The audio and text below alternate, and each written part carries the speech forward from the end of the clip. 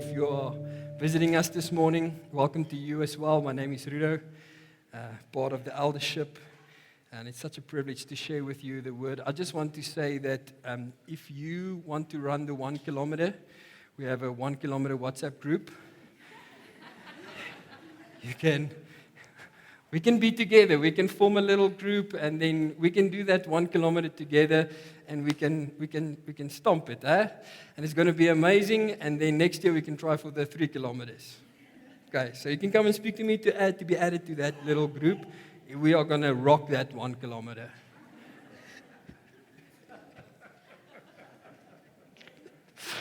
All right.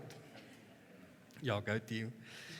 We are continuing with our sermon series this morning on the cross, and today we are going to look at the Roman centurion, and the title is How He Went from Being a Skeptic to a Believer. From skeptic to believer. You're welcome to open up your Bible in Matthew 27, verse 54. If you have your Bibles with you, you can follow on the screen. We will spend most of today the scriptures that we are going to share from chapter 27, Matthew 27, but our key verse this morning is verse 54, and it says, "When the centurion and those who were with him, keeping watch over Jesus, saw the earthquake and what took place, they were filled with awe and said, 'Truly, this was the Son of God.'" When the centurion and those who were with him, keeping watch over Jesus, saw the earthquake and what had took place, they were filled with awe and said, "This was the Son of God." A bold statement by a Gentile. How did this Roman centurion, a Gentile, go from being skeptic earlier in this day to a believer confessing Jesus as the Son of God? Maybe the more practical question for a moment is, what is a Roman centurion? A Roman centurion was in this Roman army that was oppressing the Jews in that time when they crucified Jesus. The captains, they were the officers. They had little legions of soldiers under them between the number of 80 and 100. So they were the leaders of the army. They were known for toughness and leadership. Centurions were feared and respected. They did all the things that the soldiers did over and over many a times. They would lead their troops into battle, keep order, and carry out Roman law, including executions like the crucifixions. They were hard, tough men. They would also maintain the order in foreign land, as the Romans would occupy foreign lands, and then their job was to ensure Roman law was followed with strict discipline. They were hard men. They were respected. They enforced their authority. Roman soldiers, very important for this message also, were polytheistic, which means they were believers of many gods. They did not believe in a God, they had many gods. And so therefore, this makes this question even more difficult to comprehend. How did this centurion get to this place where he confessed publicly Jesus as the Son of God? Many strange things happened on that day, which eventually led the centurion from a skeptic to a believer. And I want for us to take a moment and listen to his side of the story, to listen to his version of the story on that day. And I want you to, for a moment, if you want to close your eyes and imagine yourself being there that moment, but I want you to listen to his story and listen to something that stands out for you, right? Being Passover time in Jerusalem, the city was busier than usual that day. But for us, it was business as usual. I had led many executions before, but this one was different. the day was different. A man called Jesus was brought to Pilate, accused of calling himself a king. He stayed silent as the religious leaders shouted against him. And even Pilate asked him, "Do you not hear these charges?" But Jesus said nothing. The crowd demanded his death and chose to free Barabbas, a murderer, instead. So Pilate gave in, washing his hands and declaring himself innocent of Jesus' blood, preventing a riot. Jesus was handed over to me. My men stripped him and threw a scarlet robe over him. We twisted a crown of thorns and pressed it onto his head. "Hail, King of the Jews!" we mocked, spitting on him and striking him. Then we put his clothes back on him and led him away. At Golgotha, he was too weak to carry his own cross, so we forced this man, Simon of Cyrene, to carry it. Oh, the women wept, but Jesus, bleeding and weak, warned them of worse days to come.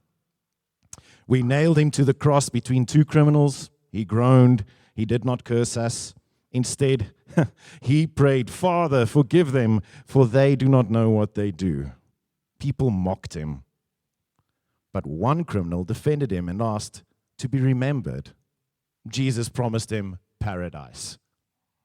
Then, at noon, darkness covered the land. It lasted 3 hours. A terrifying silence filled the air. Fear crept over me. I never experienced anything like it. Jesus then cried, my God, why have you forsaken me?" Moments later, with his last breath, he said, "Father, into your hands I commit my spirit." And then he died. The ground shook violently, rocks split, people screamed, and even I struggled to stand. Something beyond my understanding was happening. Later, I heard that the great curtain in the temple had torn from the top to the bottom at that very moment. Some said it meant the way of God had been opened. I don't know much about their God, but this I knew. Jesus was no ordinary man. So I fell to my knees. "Truly, this is the Son of God," I whispered. My soldiers, hardened men who had never seen things like this, but many countless dead, stood frozen in shock. The crowd, once filled with anger, now wept in fear. I did my duty, but I knew I had witnessed the death of a righteous man, and I would never be the same again.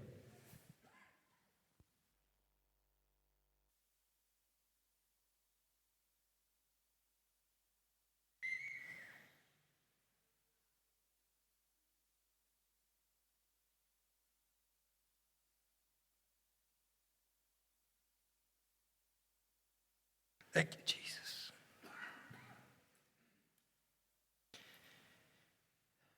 Thank you that you changed everything that day.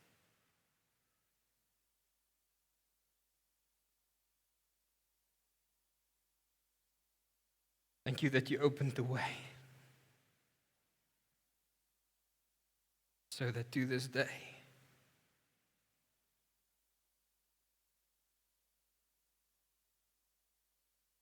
we can be in a relationship with you.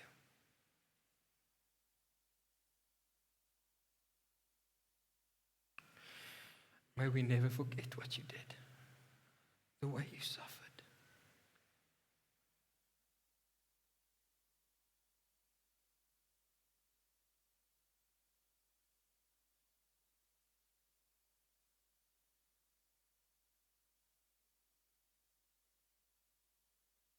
When you listen to this story, I cannot help to think about Jesus and the way that he suffered that day.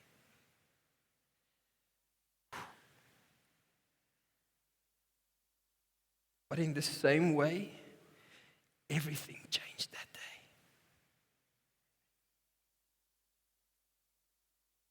Could you pick up the transformation happening in the soldier, in the centurion? Something was different that day. They were dealing with the Son of God. That's what happened. Now, we don't know if the Roman centurion truly believed in Jesus after he said these words, became a follower of Jesus. Or was he just reacting to fear because they were killing an innocent man, and so there was fear inside of him? But what we do know is that he had a face-to-face revelation, a face-to-face encounter with the cross, with the Son of God, that brought him to the point where he confessed him as the Son of God, Jesus. And so therefore, I would like to share with you two thoughts why the Roman centurion went from a skeptic to a believer in a few hours that day. The first one is the cross revealed the magnitude of his sin. The cross revealed the magnitude. The governor took Jesus. 27 in chapter 27 says, "Then the soldiers of the governor took Jesus into the governor's headquarters, and they gathered the whole battalion before him. And they stripped him and put a scarlet robe on him, and twisting together a crown of thorns, they put it on his head and put a reed in his right hand. And kneeling before him, they mocked him, saying, 'Hail the King of the Jews!' And then they spit on him. And they took a reed and struck him over the head. Then they had mocked him. And when they had mocked him, they stripped him of his robe and put his own clothes on him and led him away to be crucified." They mocked Jesus over and over that day. And so when we read the four gospel accounts of the crucifixion, it is interesting to find what the gospel writers, in a way, revealed and emphasized. You would think that they would give you quite a lot when it comes to the crucifixion. The detail, the gory detail, the blood, the nails. But it is as if everyone knew what crucifixion was and how they did it. And so there's not really being said a lot about the crucifixion. If you look at Matthew 27, when they had crucified Jesus, that's it. Mark 15, then they crucified him. Luke 23, and there they crucified him. And then in John 19, and when the soldiers had crucified Jesus. Everyone knew what the crucifixion was and how they did it. They did not share a lot of detail into that. But on that day, the mockery stood out. They described it in detail. How they humiliated Jesus, this King of the Jews.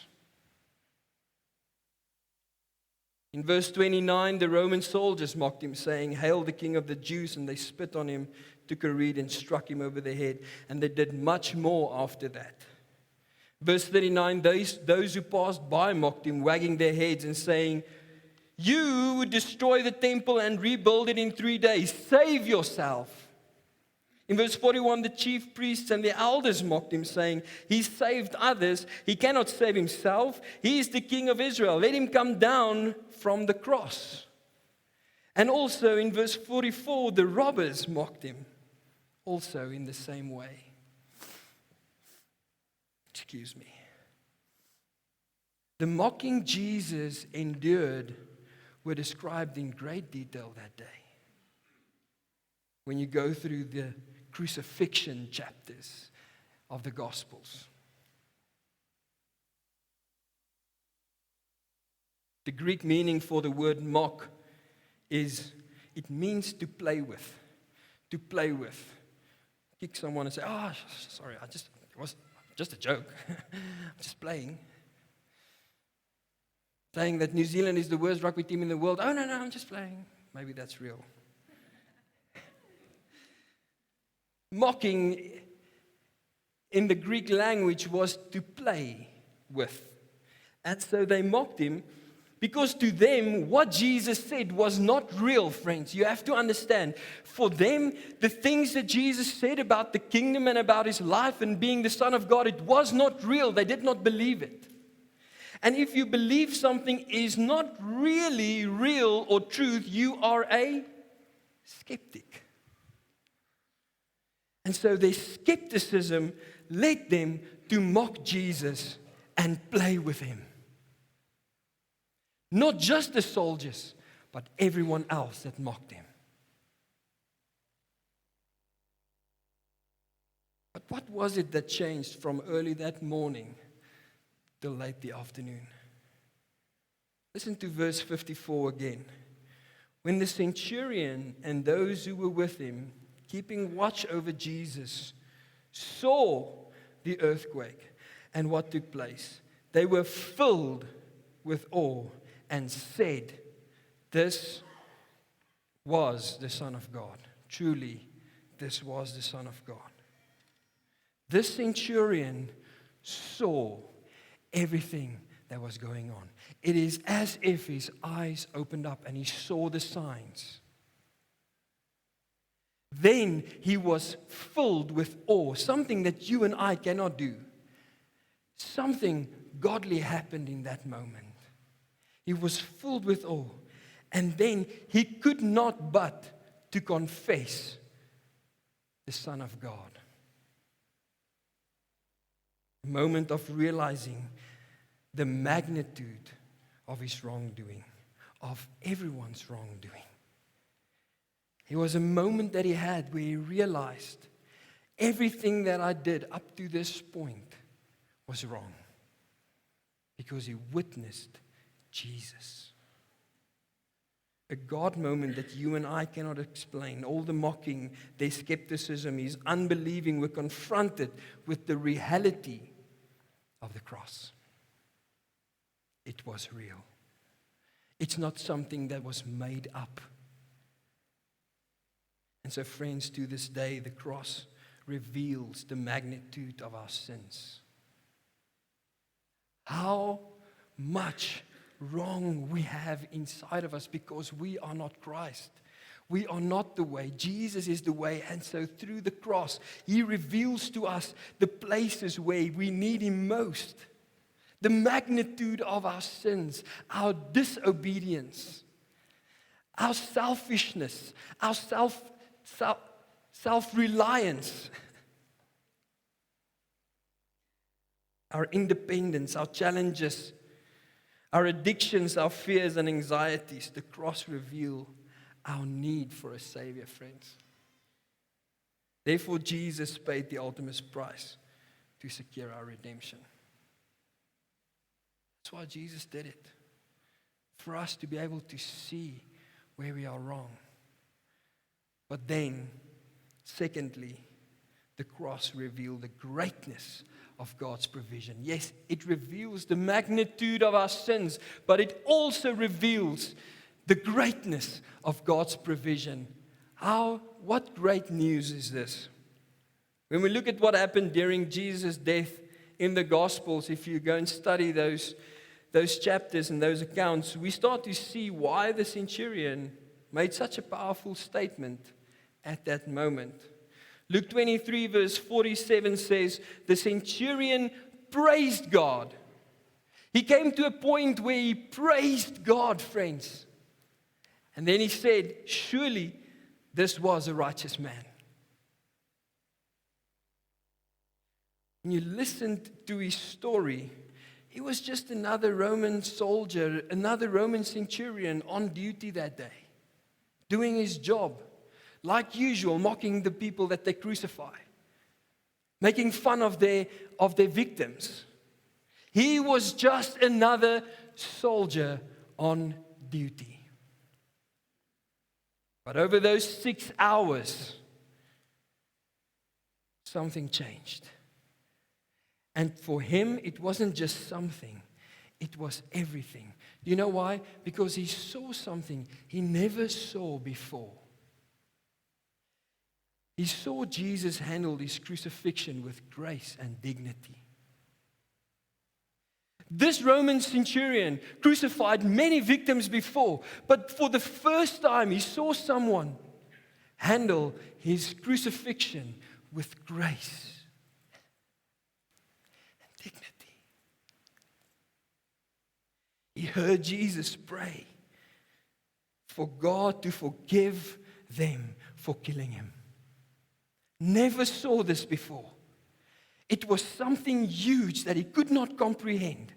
How could this man pray for us? We are busy killing him. Jesus came to show a different way of living and speaking. He saw Jesus show kindness to the criminal beside him. He watched as Jesus took all the insults and pain without cursing them. Can you imagine how they did this before, and when they would put in the nails in people's hands and they would curse them? Not Jesus. He showed them something different. This convinced him that Jesus was different. He was truly righteous. And then came the signs. The sky went dark for 3 hours in the middle of the day. Can you imagine? It's like in 2 hours from now, it just becomes pitch dark for 3 hours. You can't explain it. In the middle of the day, from 12 to 3. The earth shook. Rocks split apart, and even graves opened up in that moment. They heard that the curtain that was so sacred to the Jews was ripped into in that same moment. Nothing was normal on this day. It was a different day. But what struck the centurion most was how Jesus died. When you read Mark 15, verse 39, it says, when the centurion saw how Jesus died, he said, surely this man was the Son of God. What was this how Jesus died part? The centurion saw the death of many crucified victims and criminals before. But here he recognized the purity and the power of Jesus. For the first time, he saw something different of someone on the cross. Something he's never seen before. He saw Jesus' character, his gentleness and his grace, the suffering and the terrifying events around him. All of this made the centurion recognize the greatness of God's provision in this moment. Made him realize the greatness of God's provision in this moment, to such an extent that he praised God and he confessed that this man must be the Son of God. Someone who believes in many gods, confessing that this man is the Son of God. Can you imagine? What a moment. Jesus paid the ultimate price to secure his redemption, but our redemption even to this day. How does this message apply to you and me, friends? 2 Corinthians 5 verse 21 says, God made him who had no sin to be sin for us. Let's just pause there for a moment. God made Jesus, who had no sin, to become sin for us, so that you and I, through Jesus, can see the magnitude of our own sin, can see where we do not follow Jesus, where we take everything into our own hands. So that in him we might become the righteousness of God, because this is the greatness of God's provision, so that you and I can be in right standing with God. What an amazing message. To this day, friends, the cross revealed the magnitude of our sin, our skepticism. Maybe you sit here this morning and you know that there's certain areas of your life where you are skeptic. Maybe not your whole faith, but certain areas you are skeptic. You do not want to follow Jesus in those areas. our disobedience and selfishness. We live in a culture that is so self-reliant and independent, almost in a way we do not need Jesus. We do not need the grace of the cross. Because we can do everything on our own. Do you know that that's the biggest problem at the moment in Europe? Is that they do not need Jesus. They do not need the message of the cross because everything they can do for themselves. Why do I need Jesus, friends? We need Jesus to reveal the magnitude of our own wrongdoing inside of us to this day.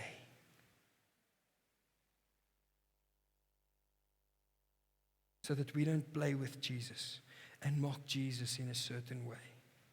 Can you today recognize the magnitude of your own wrongdoing while realizing the greatness of God's grace and provision for you?